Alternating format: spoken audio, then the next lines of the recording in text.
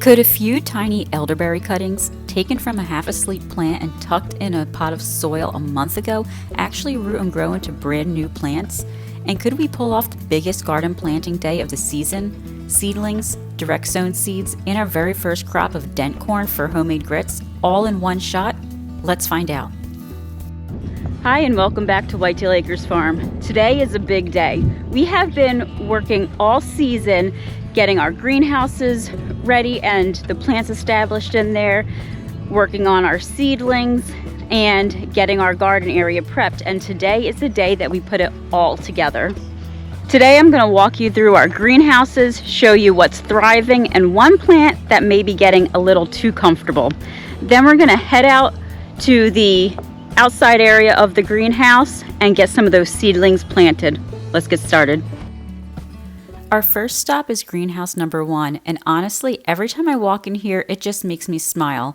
We have carrots, arugula, broccoli rabe, basil, onions, and shallots all growing together, and everything is doing beautifully. The onions are looking strong and healthy, the basil is coming up full, and the arugula is finally popping up, which makes me especially happy because they were seeds that I got from my grandmother years ago, and I've been growing and seed saving them ever since. And we've actually already started cutting greens for salads. There's nothing quite like walking into your greenhouse and snipping fresh herbs and greens for dinner. That is exactly what we are doing now.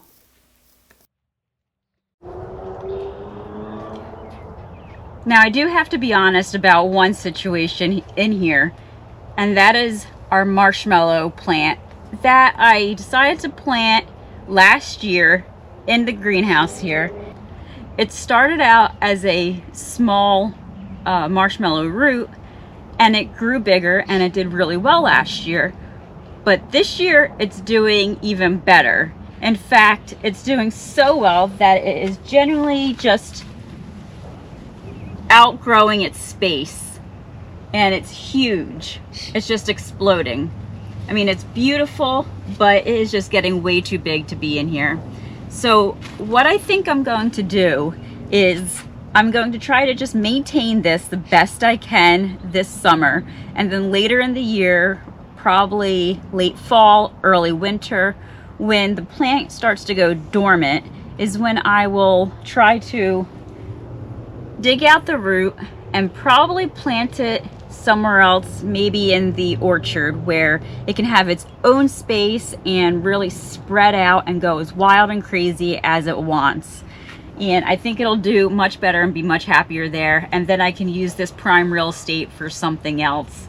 But I love it and I'm so glad it's doing well, but this just goes to show you that sometimes even when things go really well, you still need a plan.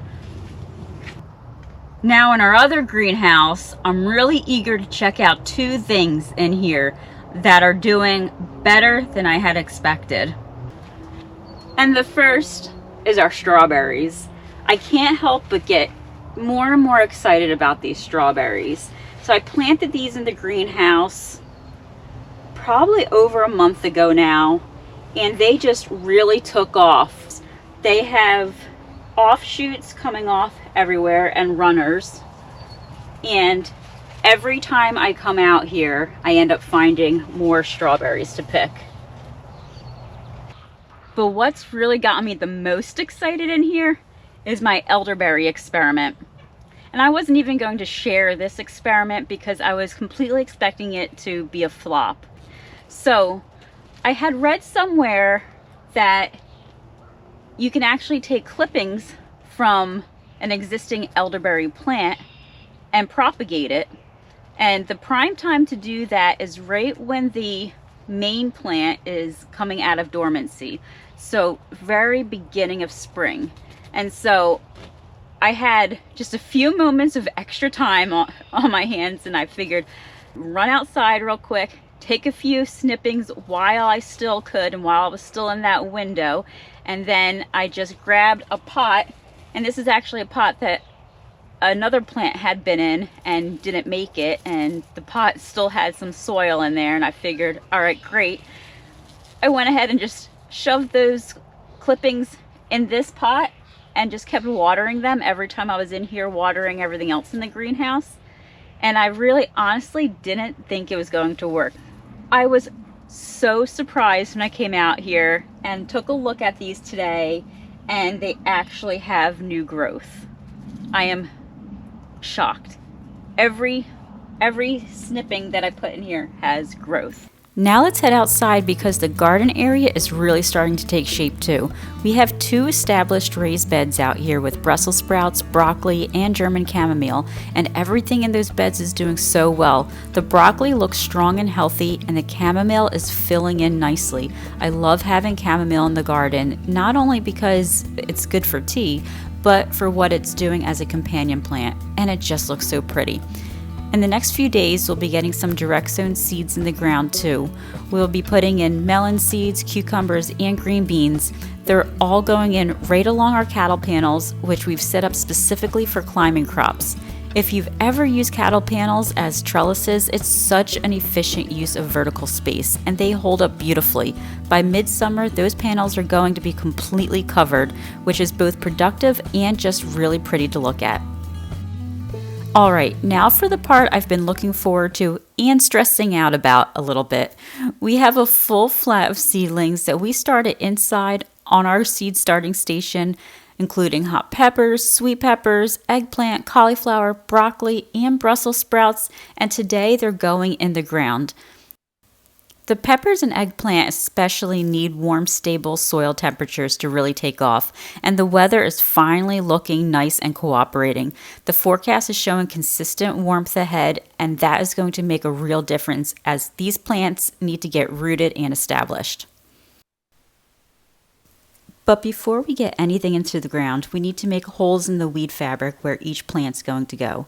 I measured out each row to be about 20 inches apart and each hole to be about 20 inches apart within each row. I make the holes using a jig Ryan made for me and a torch. I learned this method a few years back from watching Evan from Country View Acres. So Evan, if you're watching this, thank you for that tip.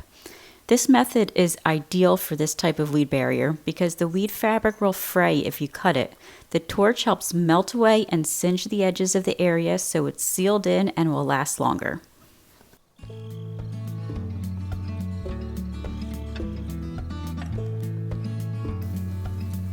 And then there's the tomatoes. I made the mistake of moving our tomato seedlings out of the house and into the greenhouse a little too early, before the temperatures were truly stable enough, and they have not grown very much since. They've been sitting here just surviving rather than thriving. I have to say, these do have good root systems though. You can see the roots just sticking out.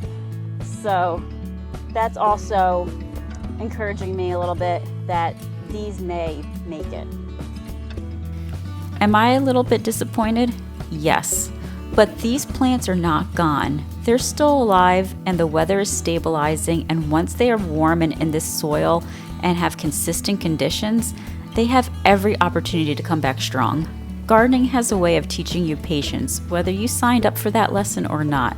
So we're not giving up hope on these tomatoes. They have everything that they need, and we are going to stay positive.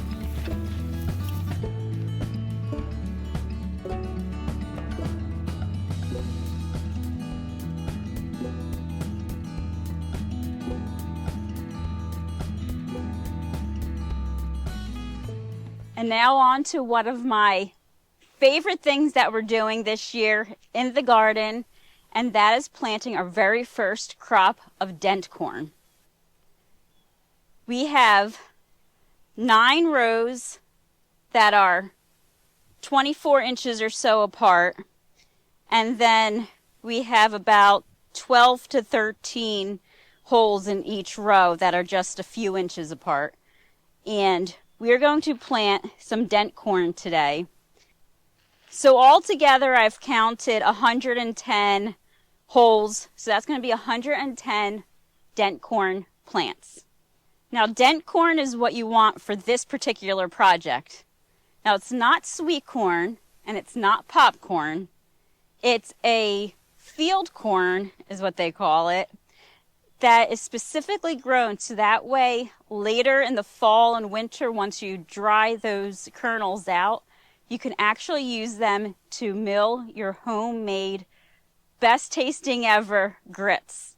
And that's what I'm really looking forward to, especially now that I have my grain mill. I am really looking forward to being able to grow our own dent corn, dry it out later this year, and then be able to enjoy delicious homemade grits all winter long. Getting these seeds in the ground today felt like the start of something really special. Come fall, we're going to harvest this corn, dry it down, run it through our grain mill, and make grits this winter from seed to table, right here on our farm. This is a full circle homestead moment that I've been looking forward to all year.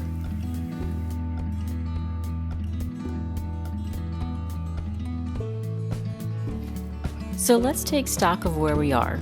Both greenhouses are established and thriving. We're already harvesting greens for salads. The strawberries are multiplying. The elderberry cuttings are showing real promise. Outside, the raised beds are going strong, and the direct sown seeds are in the ground for those 108 dent corn plants. And we are ready for some grits on the horizon this winter.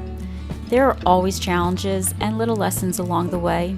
The marshmallow that got too big, the tomatoes that needed a little bit more patience, and I gave them that, but that is just part of farming. You learn, you adapt, and you keep going. All in all, it's been a productive and successful planting push, and I feel really good about where we're going with our garden this season. Thank you so much for watching, and we will see you on the next one.